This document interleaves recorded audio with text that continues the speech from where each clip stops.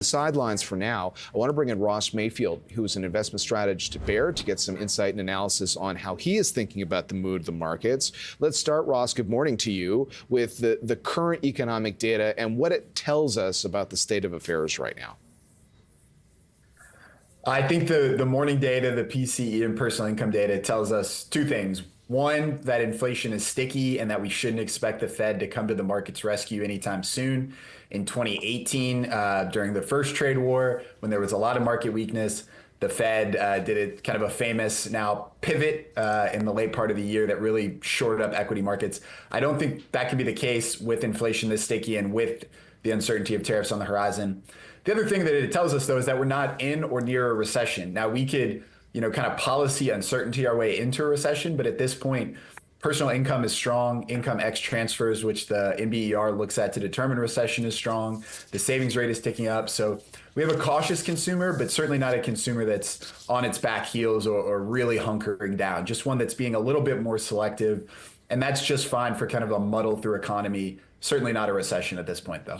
I guess for investors, you try to digest the headlines, but then you hear from corporations as well. So just as an example, as you know, Lululemon, a Canadian company with significant exposure in the U.S., they come out today and they warn that consumer spending trends in the U.S. are working against them. So the shares are taking a hit this morning. We're going to start to hear more and more from different companies about their profit outlooks, and I wonder what you're going to be listening for. Yeah, we're going to be listening for exactly what Lululemon is talking about. And I think it's the perfect thing to look at, because if you recall, this sell-off in the U.S. market started with a cautious guide from Walmart. We talk about tariffs and trade the most, but this whole thing really kicked off when Walmart came out on February 19th and gave kind of a concerning update on the consumer, or at least said the elevated uncertainty in the U.S.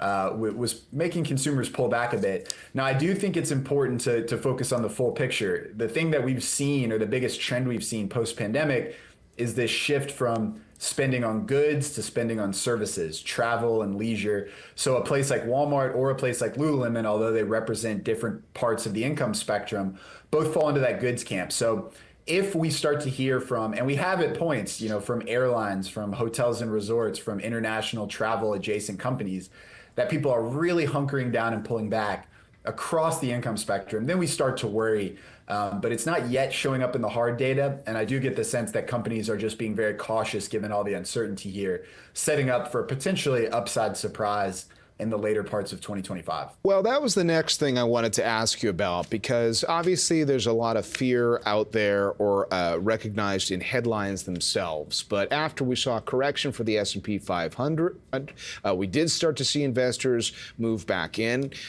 In Canada, as I'm sure you know, the Canadian stock market is actually positive this year, even though it came off its best levels. And I saw a headline this morning that in Europe, we're wrapping up the first quarter with record outperformance versus the S&P. And so there has been a willingness to move money into some areas. If you were looking for opportunities to invest, if you think the mood is going to improve later, how are you thinking about portfolios right now? Yeah, it's a great question. Well, one, you're absolutely right on the international outperformance. And I think this is a good reminder to U.S. investors that international diversification, in my opinion, still makes sense. A weaker dollar is going to be a huge boon to international. You're seeing places like Europe, China stimulate their economy at a time where the U.S. is pursuing more of a policy of austerity.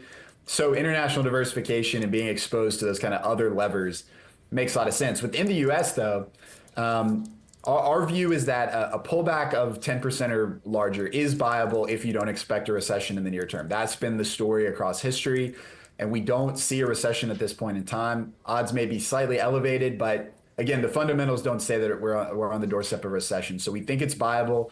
We lean into high-quality areas of leadership, financials, industrials. I would still favor large over small given the rate backdrop. I think small caps are just really disadvantaged in this kind of environment. but I wouldn't be hunkering down and getting too defensive. I would be leaning in. We see record levels of bearishness across the US, and with the market only off 6-7% from all-time highs.